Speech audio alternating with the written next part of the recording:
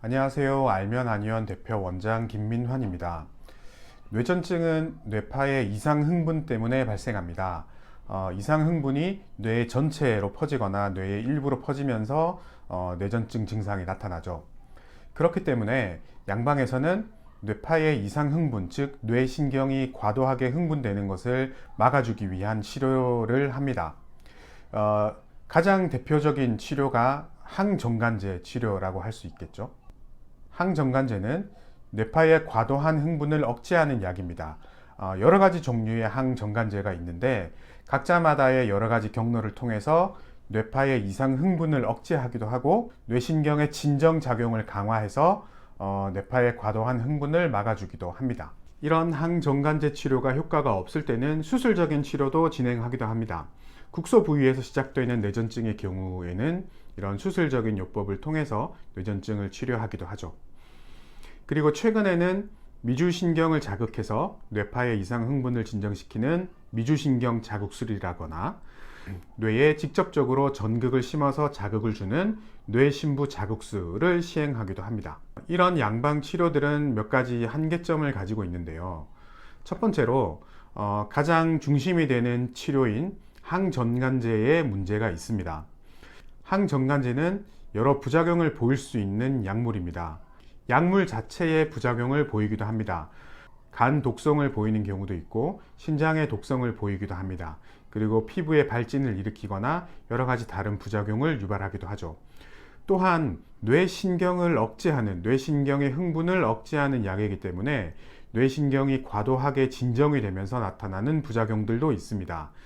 인지 기능이 떨어지기도 하고 소아들의 경우 뇌신경 발달을 억제하는 그런 부작용을 보이기도 하죠. 그리고 항정간제의 또 한 가지의 문제는 모든 뇌전증이 항정간제로 조절되지는 않는다는 점입니다. 항정간제를 꾸준히 복용함에도 뇌전증이 전혀 조절되지 않는 약물 난치성 뇌전증이 대략 30%에 해당한다고 알려져 있습니다. 이런 환자들은 항정간제를 열심히 복용함에도 뇌전증 증상이 전혀 조절되지 않는 그런 사람들이죠. 수술적인 치료도 문제점이 분명히 존재합니다. 수술로 특정 뇌 부위를 제거한다는 것은 그 뇌가 담당하던 기능이 영구적으로 사라진다는 것을 의미합니다. 그래서 이상 뇌파가 시작되는 부위가 중요한 역할을 담당하고 있는 뇌 부위라면 이런 수술을 진행할 수는 없겠죠. 그리고 마찬가지로 수술을 진행한다고 해서 모든 뇌전증 발작이 사라지는 것도 아닙니다. 한의학적 뇌전증 치료는 뇌파의 이상 흥분만 바라보고 치료하지 않습니다. 물론 뇌파의 이상 흥분도 진정시키기 위해서 노력하지만 그것보다 더 뇌파의 이상 흥분을 유발하는 내 몸의 변화들을 치료하기 위해서 노력합니다. 그래서 저희 한의원에서는 이런 치료를 뇌 그리고 몸 치료라고 명명해서 치료를 하고 있습니다. 우리 아이는 소화만 안 되면 발작을 합니다. 우리 아이는 비염 증상이 심할 때 경련을 해요. 우리 아이는 수면만 안 좋으면 넘어갑니다. 이런 이야기를 하는 부모님들이 있죠. 이런 패턴을 보인다는 것은 내 몸의 건강과 뇌 기능이 서로 따로 떨어져 있는 게 아니라는 증거가 되죠. 내 몸의 건강이 뇌 기능에 충분히 영향을 줄 수 있는 증거가 됩니다. 여기서 주의할 점은 이런 패턴이 정말로 뇌전증의 원인이 될 만한 패턴인지를 꼭 확인해야 된다는 것입니다. 예를 들면 뇌전증 환자들은 누구나 수면 패턴이 안 좋고 수면이 부족하면 발작 빈도가 올라갑니다. 그렇다면 모든 뇌전증 환자들의 원인이 수면 불량일까요? 그렇진 않죠. 이미 뇌전증이 생기고 난 이후에 뇌전증 발작 빈도를 올릴 수 있는 내 몸의 변화들은 원인이라고 볼 수 없습니다. 뇌전증이 생기기 이전에 꾸준히 나를 괴롭혔던 건강의 문제들, 그리고 나의 체질적으로 약한 부분들, 평생 나를 힘들게 했던 신체 증상들, 이런 증상들 중에 뇌전증을 유발할 수 있는 원인들을 찾아서 치료를 하는 것이 뇌 그리고 몸 치료의 핵심이라고 할 수 있습니다. 뇌전증의 원인이 될 수 있는 여러 가지 건강의 변화들에 대한 예시를 간략하게 살펴보겠습니다. 첫 번째로 소화장애가 꾸준하게 지속이 됐던 분들은 소화 문제 때문에 뇌전증이 유발될 수 있습니다. 잘 체한다거나 항상 속이 더부룩하다거나 허기를 참기 힘들고 한 끼만 걸으면 저혈당 반응이 심하다거나 오랫동안 소화가 안 되는 증상을 보였던 분들은 소화 문제가 뇌전증을 유발하는 원인이 될 가능성이 있습니다. 그리고 두 번째로 장 기능의 문제가 지속이 되었던 분들도 이게 원인이 되어서 뇌전증을 유발할 수 있습니다. 설사를 자주 하는 분들도 있고요. 배에 가스가 많이 찬다거나 음식에 따라서 쉽게 변이 물러지는, 즉 과민성 장 상태를 보이는 분들도 장 기능 때문에 뇌전증이 유발되는 분들이라고 볼 수 있죠. 다음으로 오랫동안 수면 문제를 가졌던 분들도 뇌전증이 유발될 수도 있습니다. 특히나 소아들의 양성 뇌전증, 특히 롤란딩 뇌전증을 가지고 있는 아이들은 수면 문제를 보이는 아이들이 많습니다. 롤란딩 뇌전증의 경우는 대부분 수면 기간, 자고 있을 때만 발작을 하는 경우들이 많은데요. 이런 아이들은 수면이 원인이 되는 경우가 많죠. 과다 수면 상태도 아이들의 뇌전증의 원인이 될 수 있습니다. 이런 아이들은 쉬는 날에 누가 깨우지 않으면 오후까지, 늦게까지 잠을 잔다거나 아침에 너무 일어나기 힘들어하는 아이들이 있죠. 그리고 오전에는 항상 비몽사몽해서 집중을 할 수 없는 상태, 즉 수면이 많아지고 오전에 항상 졸리는 패턴을 보이는 아이들이 있습니다. 이런 아이들은 잠에서 깨어나기 직전에 발작을 보이는 패턴을 보이는 경우가 많습니다. 반대로 수면이 너무 없는 아이들도 있습니다.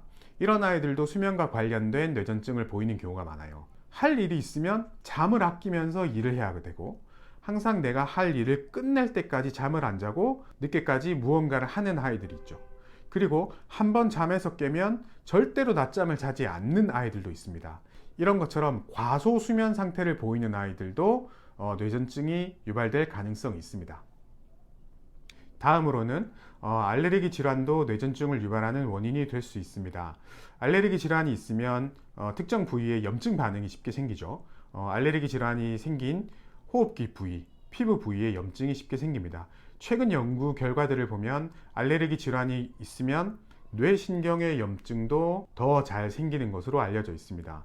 뇌신경의 염증 반응이 생기면 뇌파에 이상 흥분이 쉽게 생길 수 있고, 결과적으로 뇌전증이 생길 가능성이 높아지죠. 여러 알레르기 질환 중에 특히나 비염은 더더욱 뇌전증과 연관, 비염이 심하거나 축농증이 심한 아이들 중에 뇌전증이 발생하는 아이들이 많죠. 왜냐하면 비염이 심하고 축농증이 심한 아이들은 얼굴 두면부 쪽에 순환이 잘 되지 않습니다. 코막힘이 심하기 때문이죠. 그러면 얼굴 부위나 뇌신경 부위에 열이 많이 몰리게 됩니다. 뇌신경은 절대로 체온이 떨어졌을 때 흥분하지 않습니다. 항상 체온이 올라가고 열이 많이 몰리는 상황에서 흥분을 하게 되죠. 우리 아이들이 열이 날 때 발작을 하지, 열이 떨어질 때, 저체온증이 될 때 발작을 하진 않죠. 몸에 열이 많아지는 패턴이 되면 발작 빈도가 올라갑니다. 그렇기 때문에 비염이 있거나 축농증 때문에 얼굴, 머리 쪽에 열이 많아지는 아이들은 뇌파가 쉽게 흥분할 수 있는 패턴이 되고, 결과적으로 뇌전증이 생길 가능성이 높아진다고 할 수 있습니다. 마찬가지로 체질적으로 열이 많은 아이들도 뇌전증 빈도가 올라갈 수 있습니다. 항상 더위를 많이 타는 아이들, 항상 땀을 많이 흘리는 아이들, 그리고 유독 머리에 땀이 많은 아이들도 뇌전증 빈도가 올라갈 가능성이 있죠. 그리고 가만히 있지 않고 항상 쉴 새 없이 움직이는 아이들도 몸에 열이 많이 만들어지고, 결과적으로 뇌전증 빈도가 올라갈 수 있습니다. 마지막으로 스트레스도 뇌전증의 유발 요인이 될 수 있습니다. 이때의 스트레스는 일시적으로 생기는 스트레스하고는 조금 다릅니다. 물론 뇌전증을 가지고 있는 사람들이 스트레스를 많이 받고 신경을 많이 쓰면 뇌전증 빈도가 올라갑니다. 이런 경우는 일시적인 스트레스 때문에 뇌신경이 흥분했다라고 볼 수 있습니다. 뇌전증의 원인이 되는 스트레스는 일시적으로 신경을 쓰는 것과는 조금 다릅니다. 오랜 기간 동안 나를 괴롭히는 스트레스, 오랜 기간 동안 내 가슴에 묻어둔 스트레스, 이런 스트레스가 지속이 됐을 때 쉽게 뇌전증이 진행이 되는 경우들이 있습니다. 이런 환자분들은 큰 스트레스가 있지만 그냥 이거는 내 팔자련이라고 생각하고 산다 라고 이야기하는 분들이 많았습니다. 이처럼 가슴 한켠에 묻어두는, 그렇다고 사라지지는 않는 그런 스트레스를 꾸준히 가지고 왔던 분들은 그 스트레스가 원인이 되어서 뇌전증이 생기는 경우들이 있었습니다. 소아들과 성인들의 뇌전증을 치료하는 방법도 조금은 다릅니다. 소아들은 성인들에 비해서 뇌전증이 자주 나타나는 것으로 알려져 있습니다. 그 이유는 출생 시의 뇌신경 손상 때문이기도 하고 유전적인 질환이 있기 때문이기도 합니다. 하지만 뇌신경에 전혀 문제가 없는 소아들도 성인에 비해서 뇌전증이 더 자주 발생하는데요. 그 이유는 소아기의 뇌는 성인들의 뇌와 생리적인 특징이 다르기 때문입니다. 소아기의 뇌는 아직까지 완전히 성장 발달한 상태가 아닙니다. 그래서 끊임없이 성장하고 발달하는 시기입니다. 아이들의 뇌가 성장하고 발달하기 위해서는 외부에서 정보와 자극을 쉽게 받아들여야 합니다. 정보를 받아들이고 자극을 받아들이기 위해서는 뇌신경이 흥분해야 됩니다.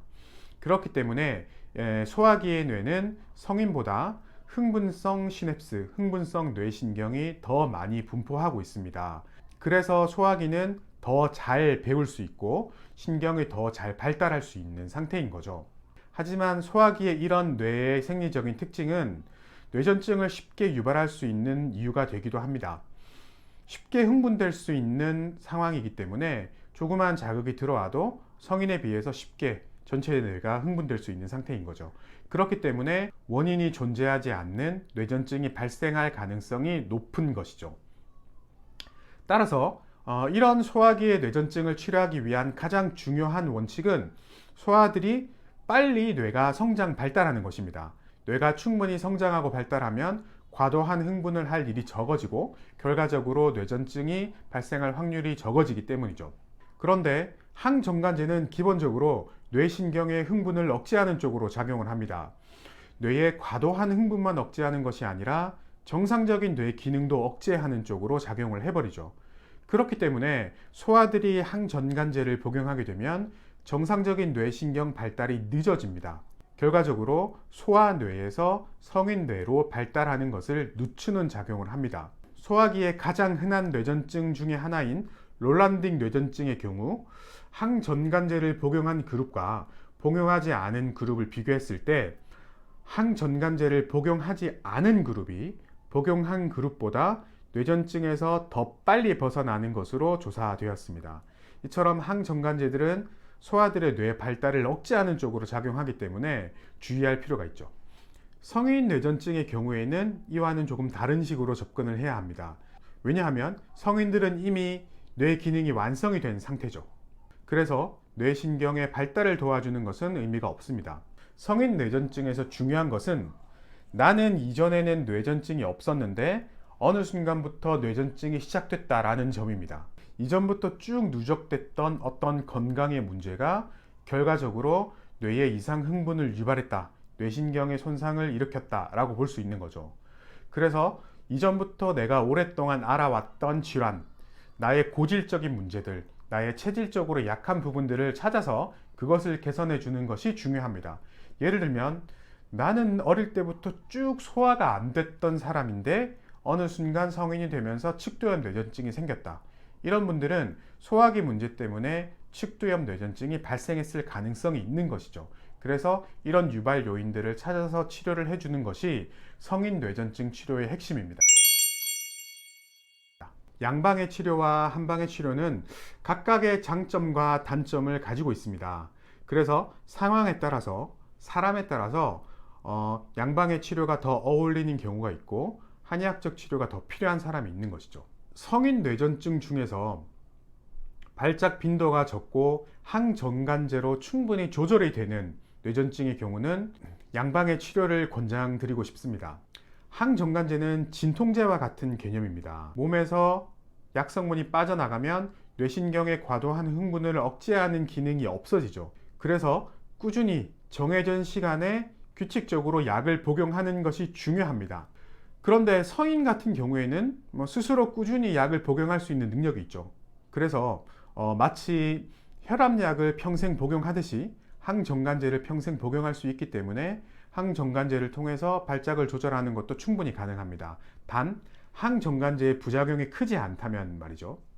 만약 성인 뇌전증 환자들 중에서도 항전간제의 부작용이 너무 크다면 그때는 항전간제보다는 한의학적 치료를 통해서 조절하기를 권장드립니다. 약물 난치성 뇌전증을 앓고 있는 분들은 한의학적 치료를 권장드립니다. 내 뇌전증이 항전간제로 조절되지 않는다는 것은 뇌파의 이상 흥분만 조절해서는 치료가 되지 않는다라는 의미겠죠. 뇌파의 이상 흥분을 유발할 수 있는 신체적인 증상을 조절하는 것도 필요한 상태라고 볼 수 있습니다. 즉, 뇌 그리고 몸을 동시에 치료해야 되는 사람이라는 의미죠. 이런 분들은 항정간제로만 치료할 것이 아니라 항정간제와 한약을 병행해서 치료를 하면 충분히 훌륭한 효과를 볼 수 있습니다. 소아의 양성 뇌전증의 경우에는 항정간제를 복용하지 말고 한약 치료만을 받기를 권장드립니다. 롤란딩 뇌전증이나 양성 후두염 뇌전증 등이 있겠죠. 소아기에 생기는 양성 뇌전증은 양성이라는 이름 그대로 아이가 자라면 100% 없어지는 뇌전증을 의미합니다. 즉, 소아기의 뇌에서 성인 뇌로 발달을 하면 사라지는 뇌전증이라는 의미죠. 그런데 앞서 말씀드렸듯이 항정간제는 뇌신경의 발달을 늦추는 작용을 합니다. 즉, 성인 뇌로 진행이 되는 과정을 늦추는 거죠. 그렇기 때문에 결과적으로 뇌전증에서 벗어날 수 있는 기간을 늦추는 꼴이 됩니다. 게다가 이런 뇌전증은 별로 위험하지 않는 뇌전증이 많습니다. 특히나 양성 롤란딕의 경우는 더 그러한데요. 양성 롤란딕은 거의 대부분 수면 중에만 경련을 보입니다. 그래서 아이들이 활동하고 있을 때 경련을 해서 크게 다치거나 문제가 되는 일들이 거의 없죠. 또한 이런 뇌전증들은 발작 빈도가 그렇게 잦지는 않습니다. 하루에 수십 차례 발작을 하는 뇌전증 형태는 아니죠. 이렇게 일주일에 한 번, 며칠에 한 번 보이는 뇌전증은 발작을 한다고 해서 뇌신경이 손상이 되는 경우는 상당히 드뭅니다. 그렇기 때문에 굳이 항전간제를 사용해서 억지로 발작을 꾹꾹 눌러야 될 필요는 없는 뇌전증이라고 볼 수 있습니다. 이런 뇌전증들은 한약 단독 치료를 통해서도 충분히 잘 조절이 될 수 있습니다. 뇌전증 이외에 여러 다른 건강상의 문제를 가지고 있는 분들도 한의학적 치료를 권장드립니다. 앞서 설명드렸듯이 한약 치료는 단지 뇌신경의 과도한 흥분만 억제하는 것은 아닙니다. 내 몸의 어떤 건강 문제들, 체질적으로 약한 부분들을 개선하면서 뇌신경의 과도한 흥분을 조절하기 위해서 노력합니다. 그래서 한약 치료를 통해서 뇌전증이 조절이 되는 분들은 뇌전증도 조절이 되지만 몸도 더욱 건강해지는 반응을 보입니다.